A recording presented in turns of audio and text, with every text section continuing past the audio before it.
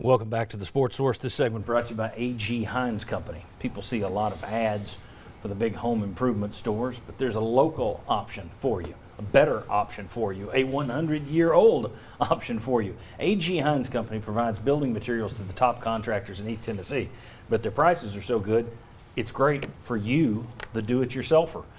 Get down to A.G. Hines Company right on Hines Street, downtown Knoxville. Give them a call or visit them online. You'll be happy that you did.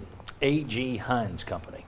Okay, SEC Network analyst Jimmy Dykes, former coach Jimmy Dykes, said this week that a key to UT improving their seeding in the NCAA tournament was Springer and Johnson driving to the rim. Not just the paint, he said. We got to get all the way to the rim. And he pointed out that at that point, Tennessee was ranked number 1 in the nation in terms of the number of shots from 6 to 16 feet. He was saying, that's your problem. Get to the rim. Rick Barnes last night, after the game, said, hey, look, an 8-foot shot contested by 1 is better than a 4-foot shot contested by 2 or 3. Who's right here, Dykes or Barnes? Dykes. The reason I think is because you get all the way to the rim and you draw 2 or 3 people, you don't have to shoot it.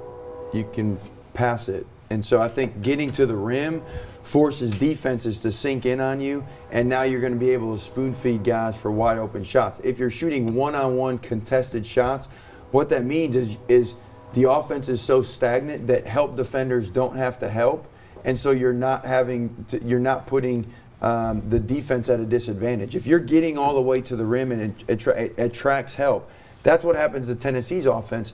Our defense is guys get to the rim, and now all of a sudden it throws our help assignments out of whack because now we're giving up layups at the rim. And so I think it's getting all the way to the rim. The other side of that is it puts the officials in a position to have to blow the whistle.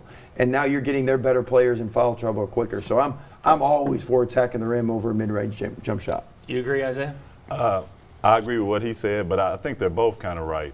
You don't run over 3 people if it is 3 people right there, but if you can, you get all the way to the rim. And the solution may be what he said before. You get more shooters on the court so they can't pack the paint in. And then you can drive more. So maybe the way the offense is right now, they don't have the opportunity to get all the way there because it's a cardinal sin to just run over people. But you got to know when to play basketball and when to just put your head down and turn it into a backyard brawl.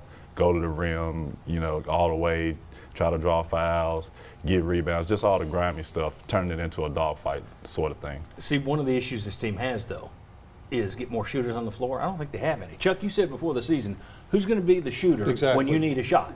They still don't have one. They don't have a gunner that you can count on consistently. Now, you've got Bailey who'll be hot from times. You got other guys who are hot at times, but you don't have somebody who is just a dead-eye shooter out there to the point that, and you guys can tell me if I'm wrong, but if I'm Rick Barnes and somebody comes to me, hey, look at this guy, this recruit, he can jump out of the gym, great defense, block shots. I said, can he shoot? Can he shoot? That's all. You need shooters over there. I mean, especially with college basketball. College basketball going to such a 3-point game now. Oh, yeah.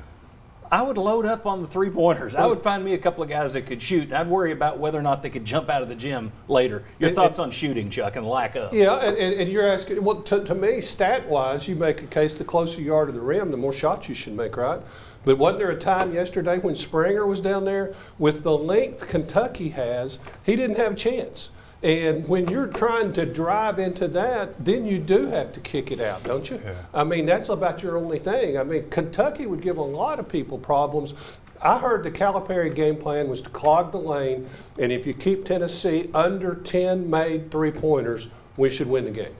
Yeah, that's a fair assessment. I meant more so like he said they were doing it before, put James at the 4 maybe. Right. Well, he wasn't available last night, but going forward, just a smaller line. He can shoot better than, if he takes out Fulke or takes out Pons, he can shoot the 3 better than him. So you'd have to honor him out there. But you still don't see, I mean, when you look at this team and you say, all right, who's your last second guy? Who's the guy that gets the shot? You would I kind of thought if you could kick it out, it would be Vescovi. I would take his chances on the left wing against just about anybody. But, other than that, is it the freshman? Whoever the hot guy is that game. Here's my thing on this is our offensive percentages are equal or better in conference, close, on field goal percentage, 3-point percentage. It's not on free throws. We'll put that aside. Field goals and 3-point. It's very close. I would challenge or argue the fact that Tennessee's ability at the guard position is better than almost everybody in the league. I think we have better players than almost everybody in the league. So if you've got better players, but you're shooting a similar percentage, again, I'm going to go back to it. I think our offense is stagnant, putting our players in a position that you get paid millions and millions of dollars if you can make contested one-on-one jump shots. We don't have those, they're not at that ability yet. Right. So our offense has to create opportunities and spacing to make the game easier for our better players. The shooting percentages are equal, but we're taking much more challenge shots than opponents are. Okay, why aren't they? Because we're playing I mean, why aren't they changing their offense? Well, because I think Barnes has it right now that, and he said it, that their identity up until maybe the last couple games has been more on playing through Fulkerson and Pons. And I don't think this team is best equipped to play through two forwards that are struggling to score inside the paint. Yeah. And if you go back 2 weeks and re-rack the show, where I ask you, okay, is there people are going to think this is the new formula that they're going to start this up-tempo game and the guards are going to – I asked, well, that's not – your answer was that's not what Barnes has typically done. He likes to have a big guy and he plays inside out. Okay, so this is who he is. Mm-hmm. Okay. Yeah, and he's been successful being this very, way. Yeah. very, yeah. Now, last question here. This annoyed me. Get your take as a coach. We don't have time for everybody. I'm going to get the coach's take here, though. Tennessee is leading 10-8 early on. Obviously, it's 10-8. UK then goes on a 10-0 run. Rick Barnes doesn't take a timeout, just waits for the TV timeout. Okay, fine. They come back out. Kentucky gains again, 8-4. Rick Barnes doesn't take a timeout, waits for the TV timeout.